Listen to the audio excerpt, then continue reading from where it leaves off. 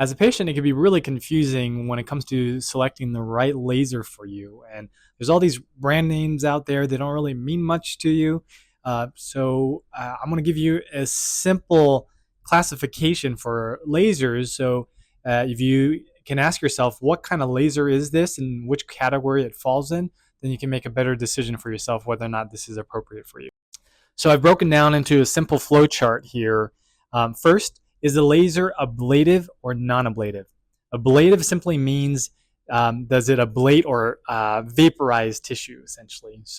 Ablative lasers tend to be higher in power because you need high enough energy to hit the water molecule, for instance, and cause it to evaporate or vaporize, right?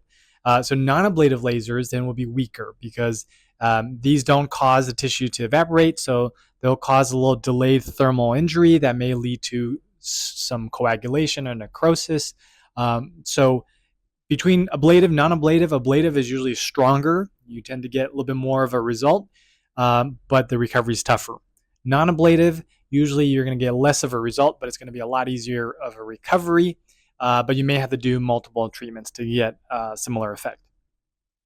Then next, is it a full field treatment or a fractionated treatment? So full field means you're lasering 100% of the skin surface, and fractionated means you're lasering a fraction of the skin surface, such as 25%, 50%, or 85%. So what's the difference? With full field, you're able to remove the entire top layer of the skin, so a lot of the fine lines, the pigmentary issues, the unevenness will all be treated, right?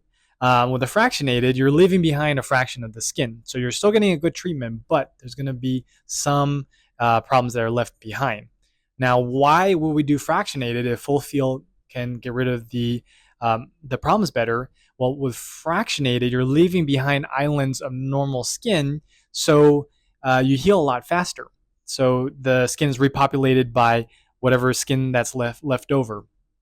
With a full field, you need skin cells coming from the bulbs of your hair follicles or from the edge of the treatment area, so it takes a little bit longer for the healing. So using those two questions, there's three major types of lasers. You could kind of break down all lasers into three major types. Ablative, full field, so you're treating an entire field. You don't really get a full field non-ablative. Ablative fractionated, so you'll leave behind a little bit of skin, so you still get a nice change from ablative, but it's only a fraction of the skin that's being treated. And then non-ablative fractionated. You're not going to really see non-ablative full field, I'm coming back to that, because it could cause some coagulation and necrosis under the skin, so you don't want a full field necrosis under the skin because that's going to cause some healing problems. So for non-ablative treatments, you're going to see fractionated treatments for them. So here's some examples of what I just talked about, what they look like. So with on the left here, the first one, ablative resurfacing, you can see it doesn't go very deep, but you're removing the entire top layer of the skin. And depending on the severity of the symptoms, you may do additional passes to get a little bit deeper. We got to make sure with laser resurfacing, we're balancing getting rid of as much of the imperfections as possible without going so deep that the skin can't heal and recover.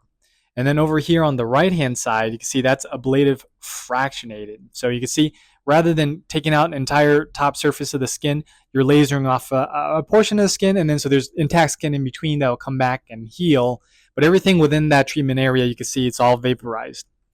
And then finally here in the center, that's non-ablative fractional resurfacing. So it heats up the skin, it creates a thermal injury, but it doesn't physically vaporize the skin.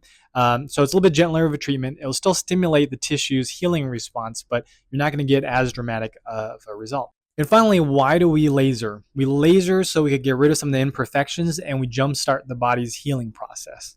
So in a normal skin, you have very well-defined layers, and then as you get older and you get more sun damage, you get some wrinkles, the epidermis becomes uneven, the collagen fiber in the dermis start getting uneven, and then so everything becomes more disorganized. So the goal with the laser is to resurface and remove some of those imperfections. So hopefully when it heals back, it's going to heal back much nicer, much better tone, more organized collagen, and less pigment. To summarize, when you're looking at laser skin resurfacing, basically you could break it down into three major categories. You have the ablative full field resurfacing, ablative fractionated resurfacing, and non-ablative fractionated resurfacing. So all lasers fall into one of these three categories. With ablative full field resurfacing, you're going to typically get the best results, but also the longest recovery time. With the ablative fractionated, it's about halfway in between. It's still going to give you good results, and there's a medium recovery time, but it's not as bad as the full field. And then you have the non-ablative fractionated, which is the gentler laser treatments, and the recovery is a lot easier, but you need to get multiple sessions, a lot of sessions to get a nice noticeable improvement.